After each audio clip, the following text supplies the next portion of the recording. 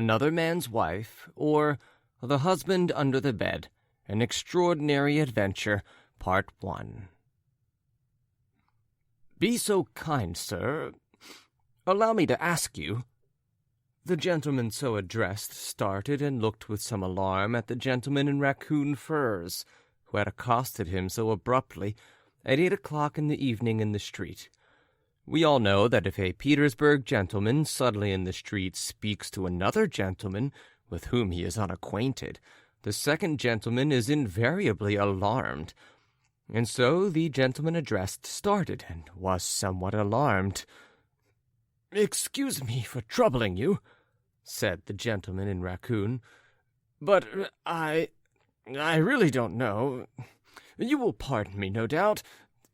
You see, I am a little upset."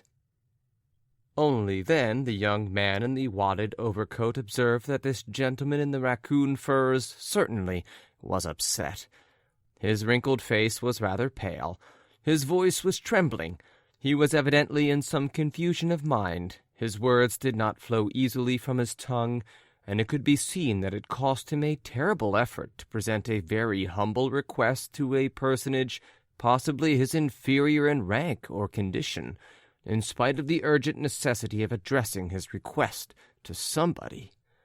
And indeed the request was in any case unseemly, undignified, strange, coming from a man who had such a dignified fur coat, such a respectable jacket of a superb dark green color, and such distinguished decorations adorning that jacket. It was evident that the gentleman in raccoon was himself confused by all this, so that at last he could not stand it, but made up his mind to suppress his emotion, and politely to put an end to the unpleasant position he had himself brought about.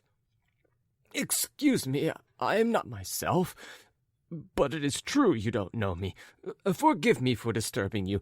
I have changed my mind." Here, from politeness, he raised his hat and hurried off. "But allow me—" The little gentleman had, however, vanished into the darkness, leaving the gentleman in the wadded overcoat in a state of stupefaction. "What a queer fellow," thought the gentleman in the wadded overcoat, after wondering, as was only natural, and recovering at last from his stupefaction. He bethought him of his own affairs, and began walking to and fro, staring intently at the gates of a house with an endless number of stories. A fog was beginning to come on, and the young man was somewhat relieved at it, for his walking up and down was less noticeable in the fog, though indeed no one could have noticed him but some cabman who had been waiting all day without a fare. "Excuse me." The young man started again. Again the gentleman in raccoon was standing before him. "Excuse me again," he began, "but you are no doubt an honorable man. Take no notice of my social position. But I am getting muddled. Look at it as man to man. You see before you, sir, a man craving a humble favor." "If I can, what do you want?" "You imagine, perhaps, that I am asking for money," said the mysterious gentleman with a wry smile, laughing hysterically and turning pale. "Oh, dear, no." "No, I see that I am tiresome to you. Excuse me, I cannot bear myself. Consider that you are seeing a man in an agitated condition, almost of insanity, and do not draw any conclusion." "But to the point, responded the young man, nodding his head encouragingly and impatiently. "Now, think of that! A young man like you reminding me to keep to the point, as though I were some heedless boy. I must certainly be doting. How I seem to you in my degraded position. Tell me frankly." The young man was overcome with confusion and said nothing. "Allow me to ask you openly, have you not seen a lady? That is all that I have to ask you." The gentleman in the raccoon coat said resolutely at last. "Lady?" "Yes, a lady." "Yes, I have seen, but I must say lots of them have passed." "Just so," answered the mysterious gentleman with a bitter smile. "I am muddled. I did not mean to ask that. Excuse me, I meant to say, haven't you seen a lady in a fox fur cape, in a dark velvet hood and a black veil?" "No, I haven't noticed one like that. No, I think I haven't seen one." "Well, in that case, excuse me." The young man wanted to ask a question, but the gentleman in raccoon vanished again. Again he left his patient listener in a state of stupefaction. "Well, the devil take him," thought the young man in the wadded overcoat, evidently troubled.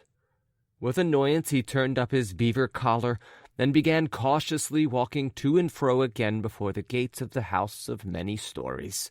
He was raging inwardly. "Why doesn't she come out?" he thought. "It will soon be 8 o'clock." The town clock struck 8. "Oh, devil take you!" "Excuse me."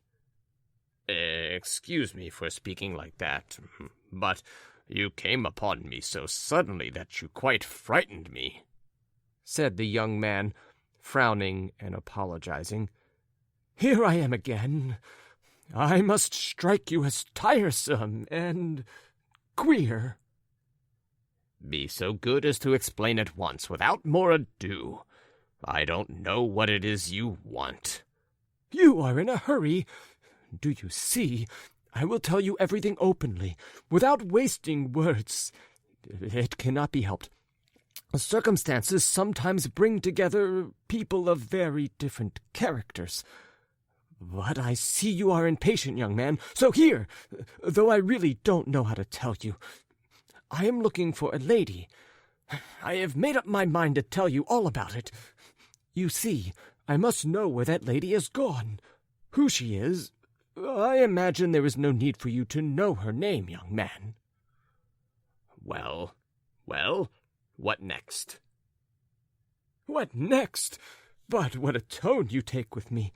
Excuse me, but perhaps I have offended you by calling you young man, but I had nothing. In short, if you are willing to do me a very great service, here it is. A lady, that is, I mean a gentlewoman of a very good family of my acquaintance. I have been commissioned. I have no family, you see." "Oh." "Put yourself in my position, young man. Ah, I've done it again. Excuse me, I keep calling you young man. Every minute is precious. Only fancy, that lady. But cannot you tell me who lives in this house?" "But lots of people live here." "Yes, that is, you are perfectly right," answered the gentleman in raccoon, giving a slight laugh for the sake of good manners. "I feel I am rather muddled. But why do you take that tone? You see, I admit frankly that I am muddled, and however haughty you are, you have seen enough of my humiliation to satisfy you. I say a lady of honorable conduct, that is, of light tendencies. Excuse me, I am so confused. It is as though I were speaking of literature. Paul de Kock is supposed to be of light tendencies, and all the trouble comes from him, you see." The young man looked compassionately at the gentleman in raccoon, who seemed in a hopeless muddle, and, pausing, stared at him with a meaningless smile, and with a trembling hand, for no apparent reason, gripped the lappet of his wadded overcoat. "You ask who lives here?" said the young man, stepping back a little. "Yes, you told me lots of people live here." "Here? I know that Sofya Ostafievna lives here, too," the young man brought out in a low and even commiserating tone. There, you see, you know something, young man." "I assure you I don't. I know nothing. I judged from your troubled air." "I have just learned from the cook that she does come here. But you are on the wrong tack, that is, with Sofya Ostafyevna. She does not know her." "No? Oh, I beg your pardon, then." "I see this is of no interest to you, young man," said the queer man with bitter irony. "Listen," said the young man, hesitating.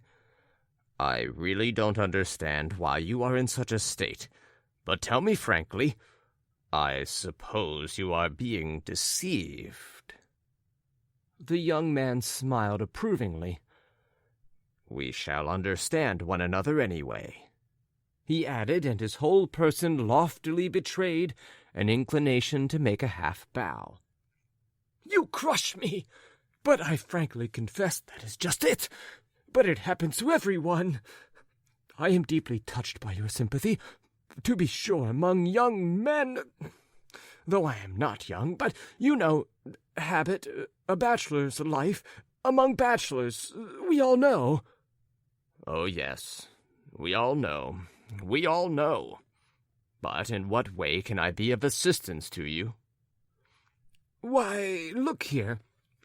Admitting a visit to Sofya Ostafyevna, though I don't know for a fact where the lady has gone, I only know that she is in that house. But seeing you walk up and down, and I am walking up and down on the same side myself, I thought... You see, I am waiting for that lady. I know that she is there. I should like to meet her and explain to her how shocking and improper it is. In fact, you understand me?" Well? "I am not acting for myself. Don't imagine it. It is another man's wife. Her husband is standing over there on the Vosnesensky Bridge. He wants to catch her, but he doesn't dare. He is still loath to believe it, as every husband is." Here the gentleman in raccoon made an effort to smile. "I am a friend of his. You can see for yourself I am a person held in some esteem. I could not be what you take me for." "Oh, of course. Well. "So you see, I am on the lookout for her. The task has been entrusted to me, the unhappy husband. But I know that the young lady is sly, Paul de Kock forever under her pillow. I am certain she scurries off somewhere on the sly. I must confess the cook told me she comes here. I rushed off like a madman as soon as I heard the news. I want to catch her. I have long had suspicions, and so I wanted to ask you. You are walking here. You... I don't know." "Come, what is it you want?" "Yes, I have not the honor of your acquaintance. I do not venture to inquire who and what you may be. Allow me to introduce myself anyway. Glad to meet you." The gentleman, quivering with agitation, warmly shook the young man's hand. "I ought to have done this to begin with," he added, "but I have lost all sense of good manners." The gentleman in raccoon could not stand still as he talked. He kept looking about him uneasily, fidgeted with his feet, and like a drowning man clutched at the young man's hand. "You see," he went on, "I meant to address you in a friendly way. Excuse the freedom. I meant to ask you to walk along the other side and down the side street, where there is a back entrance. I, too, on my side, will walk from the front entrance, so that we cannot miss her. I am afraid of missing her by myself. I don't want to miss her. When you see her, stop her and shout to me. But I am mad. Only now I see the foolishness and impropriety of my suggestion." "No. Why, no. It's all right." "Don't make excuses for me. I am so upset. I have never been in such a state before, as though I were being tried for my life. I must own, indeed, I will be straightforward and honorable with you, young man. I actually thought you might be the lover. That is, to put it simply, you want to know what I am doing here? You are an honorable man, my dear sir. I am far from supposing that you are he. I will not insult you with such a suspicion, but give me your word of honor that you are not the lover. Oh, very well. I'll give you my word of honor that I am a lover, but not of your wife. Otherwise, I shouldn't be here in the street, but should be with her now. Wife? Who told you she was my wife, young man? I am a bachelor. I am a lover myself. You told me there is a husband on Voznesensky Bridge. Of course. I am talking too freely, but there are other ties. And you know, young man, a certain lightness of character, that is. Yes, to be sure. That is, I am not her husband at all. Oh, no doubt, but I tell you frankly that in reassuring you now, I want to set my own mind at rest, and that is why I am candid with you. You are upsetting me and in my way. I promise that I will call you, but I most humbly beg you to move further away and let me alone. I am waiting for someone, too. Certainly. I will move further off. I respect the passionate impatience of your heart. Oh, how well I understand you at this moment. Oh, all right.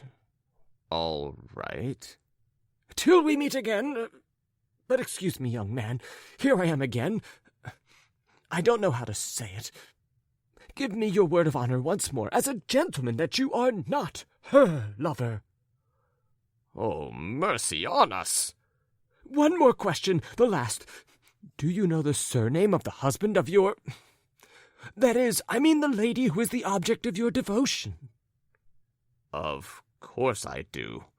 It is not your name, and that is all about it. Why, how do you know my name? But I say you had better go. You are losing time. She might go away 1,000 times. Why, what do you want? Your lady's in a fox cape and a hood, while mine is wearing a plaid cloak and a pale blue velvet hat. What more do you want? What else? A pale blue velvet hat! She has a plaid cloak and a pale blue velvet hat! Cried the pertinacious man, instantly turning back again. Oh, hang it all! Why, that may well be, and indeed, my lady does not come here. Where is she, then, your lady? You want to know that? What is it to you? I must own, I am still... Pooh! Mercy on us! Why, you have no sense of decency, none at all. Why, my lady has friends here on the 3rd story looking into the street. Why, do you want me to tell you their names? My goodness, I have friends, too, who live on the 3rd story, and their windows look onto the street.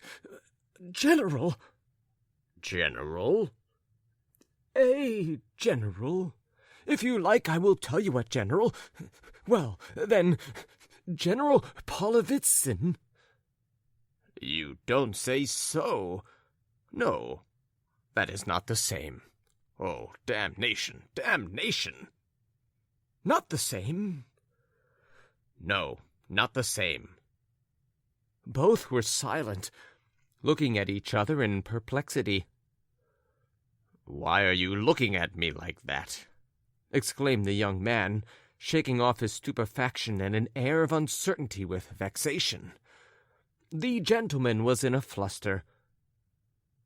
I must own... Come, allow me. Let us talk more sensibly now. It concerns us both. Explain to me, whom do you know there? You mean, who are my friends? Yes, your friends. Well, you see, I see from your eyes that I have guessed right. Hang it all! No, hang it all! Are you blind? Why, I am standing here before you. I am not with her. Oh, well, I don't care, whether you say so or not. Twice, in his fury, the young man turned on his heel with a contemptuous wave of his hand. Oh, I meant nothing, I assure you. As an honorable man, I will tell you all about it. At first, my wife used to come here alone. They are relatives of her. I had no suspicions. Yesterday I met His Excellency. He told me that he had moved 3 weeks ago from here to another flat in my That is, not mine, but somebody else's. The husband's on the Voznesensky Bridge.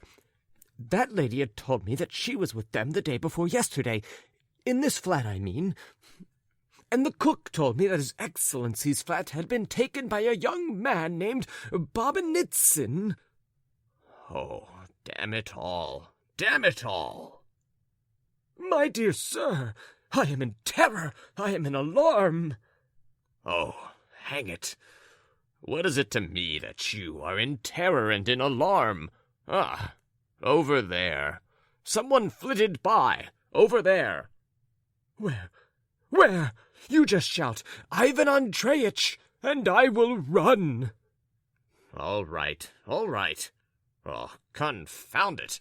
Ivan Andreyitch. Here I am, cried Ivan Andreyitch, returning utterly breathless. What is it? What is it? Where? Oh, no, I didn't mean anything. I wanted to know what this lady's name is. Glafira? No, not Glafira. Excuse me, I cannot tell you her name. As he said this, the worthy man was as white as a sheet. Oh, of course it is not Glafira. I know it is not Glafira, and mine's not Glafira. But with whom can she be? Where? There. Oh, damn it! Damn it! The young man was in such a fury that he could not stand still. There, you see! How did you know that her name was Glafira? Oh, damn it all, really! To have a bother with you, too! Why, you say that yours is not called Glafira. My dear sir, what a way to speak! Oh, the devil! As though that mattered now. What is she? Your wife? No, that is, I am not married, but I would not keep flinging the devil at a respectable man in trouble. A man, I will not say worthy of esteem, but at any rate a man of education. You keep saying, the devil, the devil. To be sure, the devil take it. So there you are. Do you understand? You are blinded by anger, and I say nothing. Oh, dear, who is that? Where? There was a noise and a sound of laughter. 2 pretty girls ran down the steps. Both the men rushed up to them. Oh, what manners! What do you want? Where are you shoving? They are not the right ones. Aha! So you've pitched on the wrong ones. Cab! Where do you want to go, mademoiselle? To Pokrov. Get in, Anushka. I'll take you. Oh, I'll sit on the other side. Off! Now, mind you, drive quickly. The cab drove off. Where did they come from? Oh, dear. Oh, dear. Hadn't we better go there? Where? Why, to Bobanitsin's. No, that's out of the question. Why? I would go there, of course, but then she would tell me some other story. She would get out of it. She would say that she had come on purpose to catch me with someone, and I should get in trouble. And you know she may be there, but you... I don't know for what reason. Why, you might go to the general's. But, you know, he has moved. That doesn't matter, you know. She has gone there, so you go too. Don't you understand? Behave as though you didn't know the general had gone away. Go as though you had come to fetch your wife, and so on. And then? Well, and then find the person you want at Bobbinitzin's. Phew, damnation take you. What a senseless... Well, and what is it to you, my finding? You see... What? What, my good man? What? You are on the same old tack again. Oh, Lord have mercy on us. You ought to be ashamed, you absurd person, you senseless person. Yes, but why are you so interested? Do you want to find out? Find out what? What?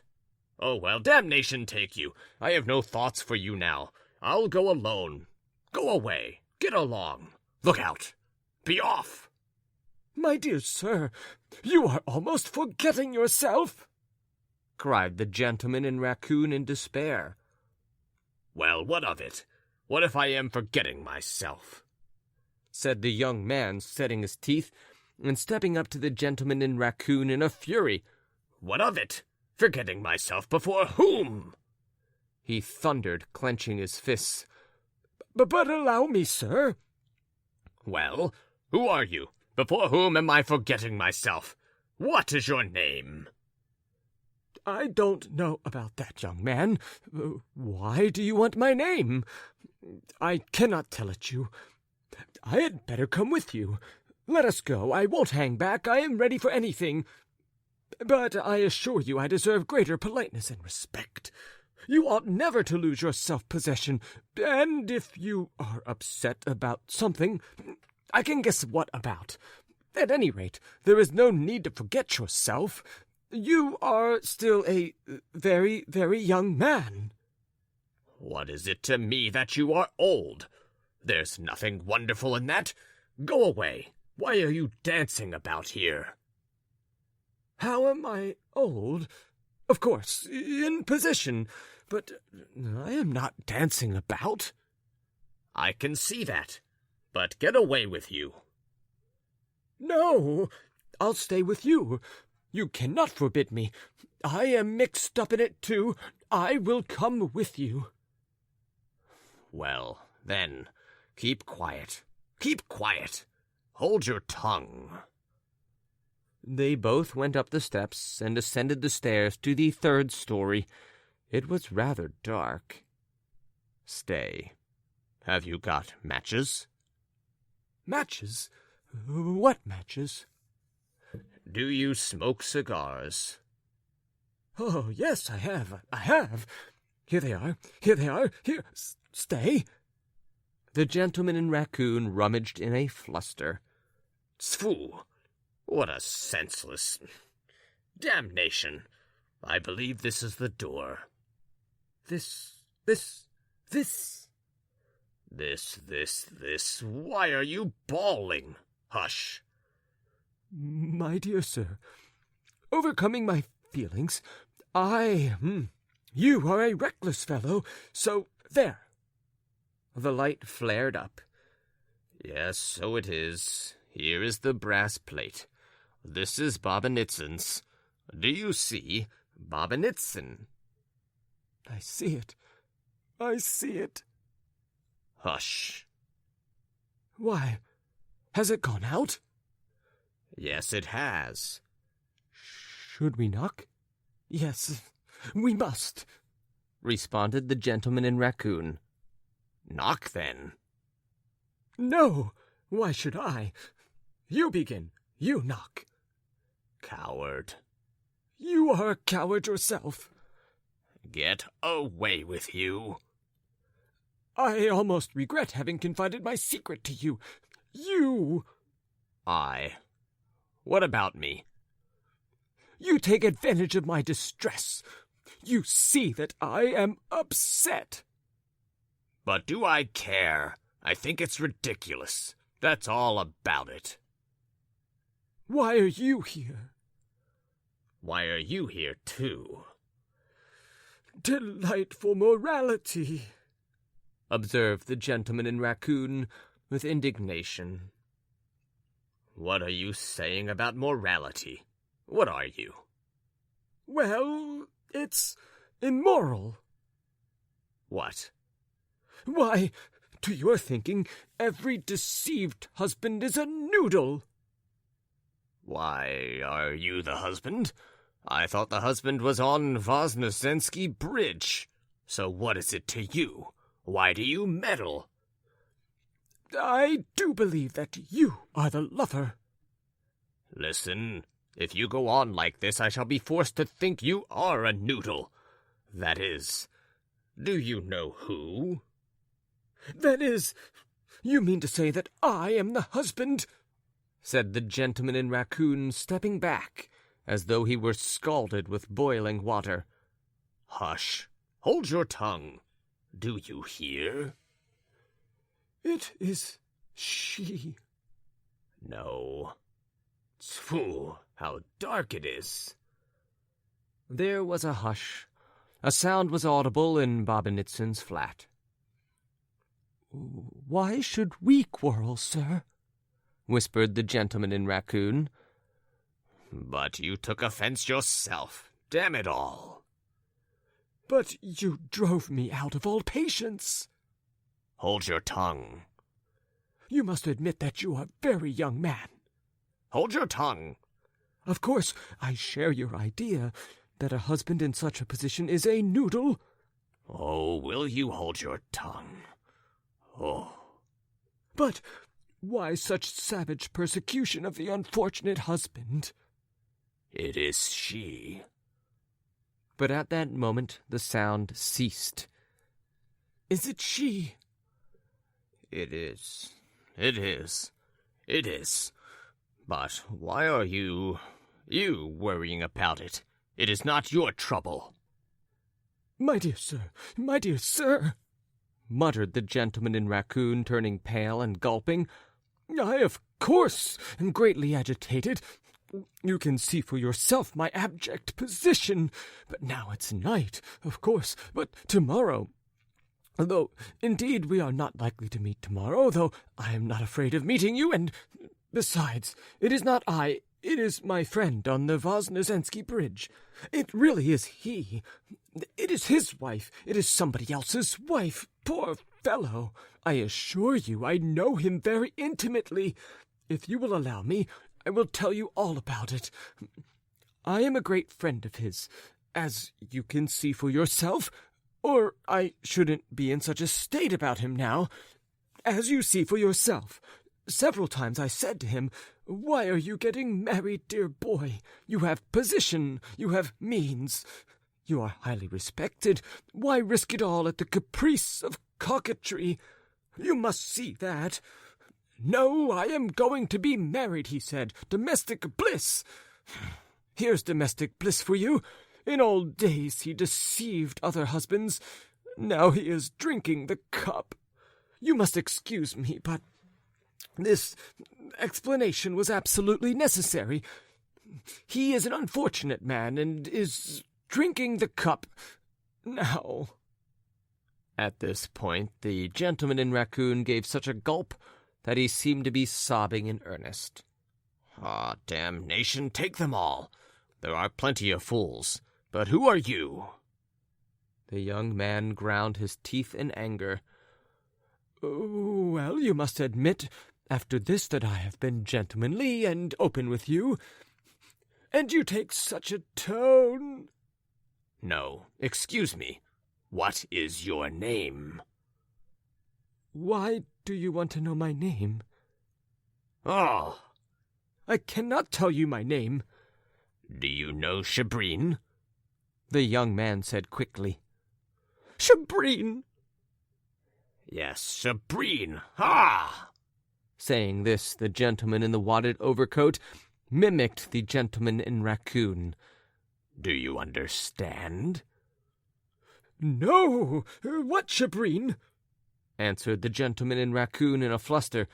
He's not Chabrine. He's a very respectable man. I can excuse your discourtesy due to the tortures of jealousy.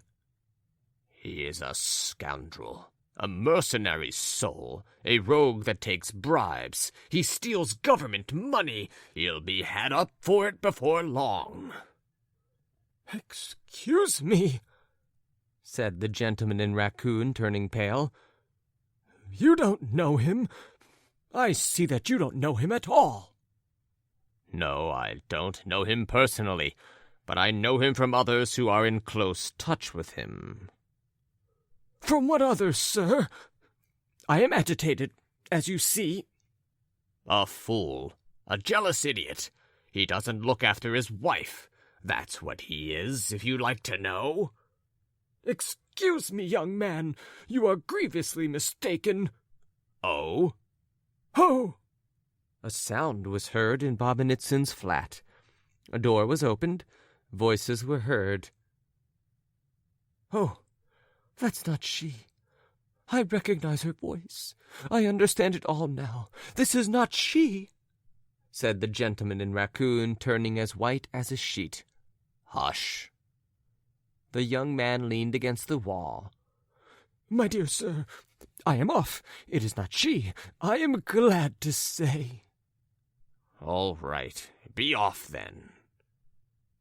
Why are you staying then? What's that to you? The door opened, and the gentleman in raccoon could not refrain from dashing headlong down the stairs. A man and a woman walked by the young man, and his heart stood still. He heard a familiar feminine voice, and then a husky male voice, utterly unfamiliar.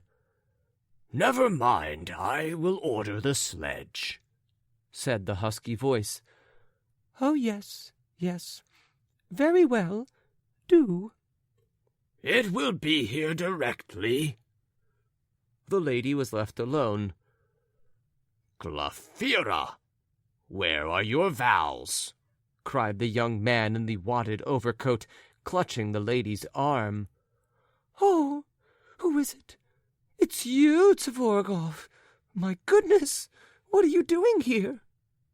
Who is it you have been with here? Why, my husband. Go away, go away. He'll be coming out directly from the Polovitsyns. Go away, for goodness sake, go away. It's 3 weeks since the Polovitsyns moved. I know all about it. Hi! The lady dashed downstairs. The young man overtook her. Who told you? Asked the lady. Your husband, madame, Ivan Andreitch. He is here before you, madame. Ivan Andreitch was indeed standing at the front door. Hi, it's you, cried the gentleman in raccoon. Ah, c'est vous, cried Glafira Petrovna, rushing up to him with unfeigned delight. Oh, dear, you can't think what has been happening to me. I went to see the Polovitsyns. Only fancy, you know they are living now by Izmailovsky Bridge. I told you. Do you remember? I took a sledge from there. The horses took fright and bolted. They broke the sledge, and I was thrown out about 100 yards from here. The coachman was taken up. I was in despair. Fortunately, Monsieur Tvorogov. What? Monsieur Tvorogov was more like a fossil than like Monsieur Tvorogov.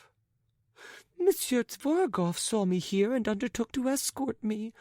But now you are here, and I can only express my warm gratitude to you, Ivan Ilyitch. The lady gave her hand to the stupefied Ivan Ilyitch, and almost pinched instead of pressing it. Monsieur Tvorogov, an acquaintance of mine.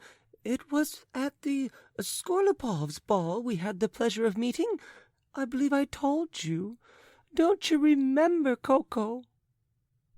Oh, of course. Ha! I remember, said the gentleman in raccoon addressed as Coco. Delighted.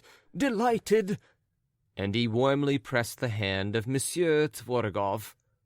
"Who is it? What does it mean? I am waiting," said a husky voice. Before the group stood a gentleman of extraordinary height. He took out a lorgnette and looked intently at the gentleman in the raccoon coat. "Ah, Monsieur Bobinitsyn," twittered the lady. "Where have you come from? What a meeting! Only fancy, I have just had an upset in a sledge. But here is my husband. Jean, Monsieur Bobinitsyn, at the Karpovs' ball." "Ah, delighted, very much delighted. But I'll take a carriage at once, my dear." "Yes, do, Jean, do. I still feel frightened. I'm all of a tremble. I feel quite giddy. At the masquerade tonight," she whispered to Tvorogov. "Goodbye, goodbye, Mr. Bobinitsyn. We shall meet tomorrow at the Karpovs' ball, most likely." "No, excuse me. I shall not be there tomorrow. I don't know about tomorrow. If it is like this now—" Mr. Bobinitsyn muttered something between his teeth, made a scrape with his boot, got into the sledge, and drove away. A carriage drove up. The lady got into it. The gentleman in the raccoon coat stopped, seemed incapable of making a movement, and gazed blankly at the gentleman in the wadded coat. The gentleman in the wadded coat smiled rather foolishly. "I don't know." "Excuse me. Delighted to make your acquaintance," answered the young man, bowing with curiosity and a little intimidated. "Delighted, delighted." "I think you have lost your galosh." Oh, yes, thank you, thank you. I kept meaning to get rubber ones." "The foot gets so hot in rubbers," said the young man, apparently with immense interest. "Jean, are you coming?" "It does make it hot. Coming directly, darling. We are having an interesting conversation. Precisely so, as you say. It does make the foot hot. But excuse me. "Oh, certainly." "Delighted, very much delighted to make your acquaintance."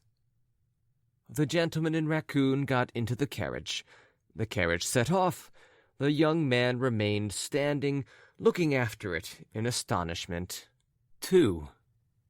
The following evening there was a performance of some sort at the Italian opera. Ivan Andreyitch burst into the theatre like a bomb. Such furor, such a passion for music had never been observed in him before.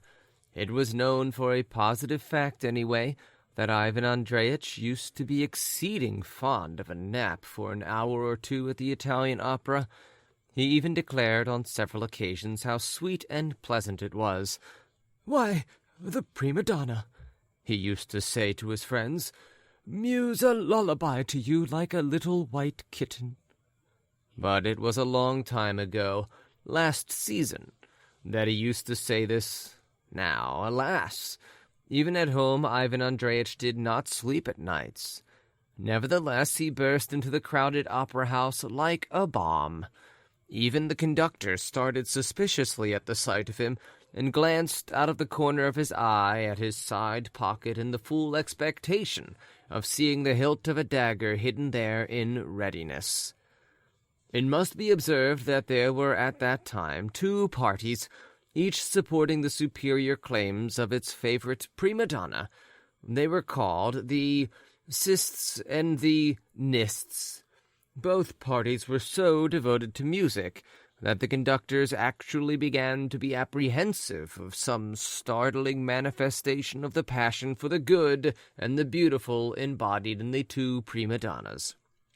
This was how it was that, looking at this youthful dash into the parterre of a gray-haired senior, though indeed he was not actually gray-haired, but a man about 50, rather bald, and altogether of respectable appearance, The conductor could not help recalling the lofty judgment of Hamlet, Prince of Denmark, upon the evil example set by age to youth, and as we have mentioned above, looking out of the corner of his eye at the gentleman's side pocket in the expectation of seeing a dagger. But there was a pocketbook and nothing else there. Darting into the theater, Ivan Andreyitch instantly scanned all the boxes of the second tier, and oh, horror! His heart stood still. She was there. She was sitting in the box. General Polovitsyn, with his wife and sister-in-law, was there too. The general's adjutant, an extremely alert young man, was there too. There was a civilian too. Ivan Andreyitch strained his attention and his eyesight, but, oh, horror! The civilian treacherously concealed himself behind the adjutant and remained in the darkness of obscurity. She was here, and yet she had said she would not be here. It was this duplicity for some time displayed in every step Glafira Petrovna took which crushed Ivan Andreyitch. This civilian youth reduced him at last to utter despair. He sank down in his stall utterly overwhelmed. Why? One may ask. It was a very simple matter. It must be observed that Ivan Andreyitch's stall was close to the baignoire, and to make matters worse, the treacherous box in the second tier was exactly above his stall, so that to his intense annoyance he was utterly unable to see what was going on over his head, at which he raged and got as hot as a samovar. The whole of the first act passed unnoticed by him. That is, he did not hear a single note of it. It is maintained that what is good in music is that musical impressions can be made to fit any mood. The man who rejoices finds joy in its strains, while he who grieves finds sorrow in it. A regular tempest was howling in Ivan Andreyitch's ears. To add to his vexation, such terrible voices were shouting behind him, before him, and on both sides of him, that Ivan Andreyitch's heart was torn. At last, the act was over. At the instant when the curtain was falling, our hero had an adventure such as no pen can describe. It sometimes happens that a playbill flies down from the upper boxes. When the play is dull and the audience is yawning, this is quite an event for them. They watch with particular interest the flight of the extremely soft paper from the upper gallery, and take pleasure in watching its zigzagging journey down to the very stalls, where it infallibly settles on some head which is quite unprepared to receive it. It is certainly very interesting to watch the embarrassment of the head, for the head is invariably embarrassed. I am indeed always in terror over the ladies' opera glasses which usually lie on the edge of the boxes. I am constantly fancying that they will fly down on some unsuspecting head, but I perceive that this tragic observation is out of place here, and so I shall send it to the columns of those newspapers which are filled with advice, warnings against swindling tricks, against unconscientiousness, hints for getting rid of beetles if you have them in the house, recommendations of the celebrated Mr. Principi, sworn foe of all beetles in the world, not only Russian but even foreign, such as Prussian cockroaches and so on. But Ivan Andreyitch had an adventure, which has never hitherto been described. There flew down on his, as already stated, somewhat bald head, not a playbill. I confess I am actually ashamed to say what did fly down upon his head, because I am really loath to remark that on the respectable and bare, that is, partly hairless, head of the jealous and irritated Ivan Andreyitch, there settled such an immoral object as a scented love letter. Poor Ivan Andreyitch, utterly unprepared for this unforeseen and hideous occurrence, started as though he had caught upon his head a mouse or some other wild beast.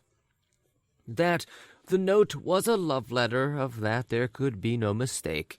It was written on scented paper, just as love letters are written in novels, and folded up so as to be treacherously small, so that it might be slipped into a lady's glove. It had probably fallen by accident at the moment it had been handed to her.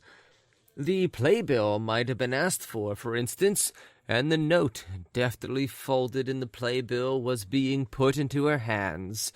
But an instant, perhaps an accidental nudge from the adjutant, extremely adroit in his apologies for his awkwardness, and the note had slipped from a little hand that trembled with confusion, and the civilian youth, stretching out his impatient hand, received, instead of the note, the empty playbill, and did not know what to do with it.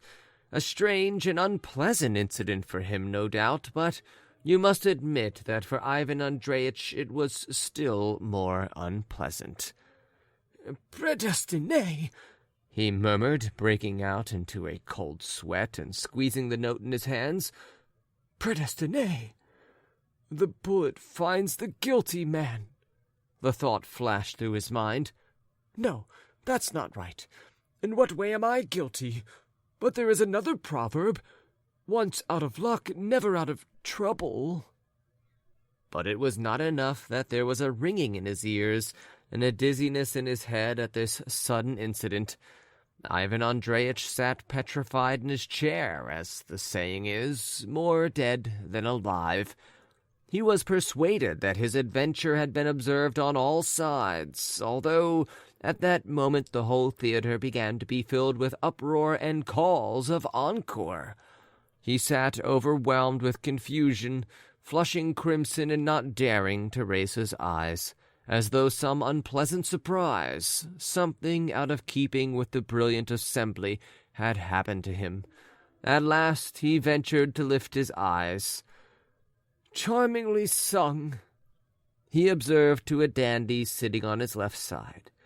The dandy, who was in the last stage of enthusiasm, clapping his hands and still more actively stamping with his feet, gave Ivan Andreyitch a cursory and absent-minded glance, and immediately putting up his hands like a trumpet to his mouth, so as to be more audible, shouted the prima donna's name.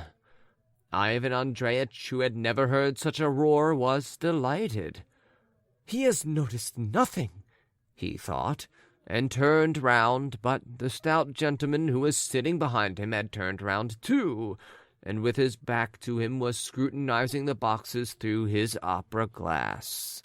"He is all right too," thought Ivan Andreyitch. In front, of course, nothing had been seen.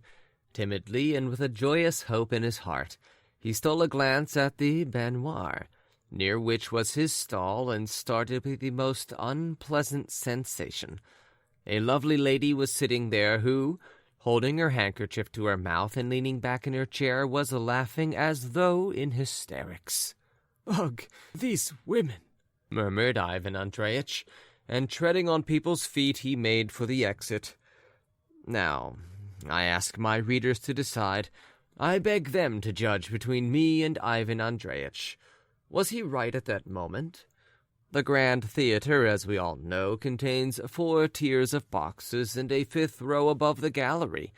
Why must he assume that the note had fallen from one particular box, from that very box and no other? Why not, for instance, from the gallery where there are often ladies too? But passion is an exception to every rule, and jealousy is the most exceptional of all passions. Ivan Andreyitch rushed into the foyer, stood by the lamp, broke the seal, and read, "Today, immediately before the performance, in G Street, at the corner of X Lane, K Buildings on the 3rd floor, the first on the right from the stairs, the front entrance. Be there, sans faute, for God's sake." Ivan Andreyitch did not know the handwriting, but he had no doubt it was an assignation. "To track it out, to catch it and nip the mischief in the bud." was Ivan Andreyitch's first idea. The thought occurred to him to unmask the infamy at once on the spot. But how could it be done? Ivan Andreyitch even ran up to the second row of boxes, but judiciously came back again. He was utterly unable to decide where to run. Having nothing clear he could do, he ran round to the other side and looked through the open door of somebody else's box at the opposite side of the theater. Yes, it was so. It was. Young ladies and young men were sitting in all the seats vertically, one above another, in all the 5 tiers. The note might have fallen from all tiers at once, for Ivan Andreyitch suspected all of them of being in a plot against him. But nothing made him any better, no probabilities of any sort. The whole of the second act he was running up and down all the corridors and could find no peace of mind anywhere. He would have dashed into the box office in hope of finding from the attendant there the names of the persons who had taken boxes on all the 4 tiers, but the box office was shut. At last there came an outburst of furious shouting and applause. The performance was over. Calls for the singers began, and 2 voices from the top gallery were particularly deafening, the leaders of the opposing factions. But they were not what mattered to Ivan Andreyitch. Already thoughts of what he was to do next flitted through his mind. He put on his overcoat and rushed off to G Street, to surprise them there, to catch them unawares, to unmask them, and in general to behave somewhat more energetically than he had done the day before. He soon found the house, and was just going in at the front door when the figure of a dandy in an overcoat darted forward right in front of him, passed him, and went up the stairs to the 3rd story. It seemed to Ivan Andreyitch that this was the same dandy, though he had not been able at the time to distinguish his features in the theater. His heart stood still. The dandy was 2 flights of stairs ahead of him. At last he heard a door opened on the 3rd floor, and opened without the ringing of a bell, as though the visitor was expected. The young man disappeared into the flat. Ivan Andreyitch mounted to the 3rd floor before there was time to shut the door. He meant to stand at the door, to reflect prudently on his next step, to be rather cautious, and then to determine upon some decisive course of action. But at that very minute a carriage rumbled up to the entrance. The doors were flung open noisily, and heavy footsteps began ascending to the 3rd story to the sound of coughing and clearing of the throat. Ivan Andreyitch could not stand his ground, and walked into the flat with all the majesty of an injured husband. A servant-maid rushed to meet him, much agitated. Then a manservant appeared, but to stop Ivan Andreyitch was impossible. He flew in like a bomb, and crossing 2 dark rooms, suddenly found himself in a bedroom facing a lovely young lady, who was trembling all over with alarm, and gazing at him in utter horror, as though she could not understand what was happening around her. At that instant there was a sound in the adjoining room of heavy footsteps, coming straight towards the bedroom. They were the same footsteps that had been mounting the stairs. "Goodness! It is my husband!" cried the lady, clasping her hands and turning whiter than her dressing gown. End of Another Man's Wife, Part 1, by Fyodor Dostoevsky.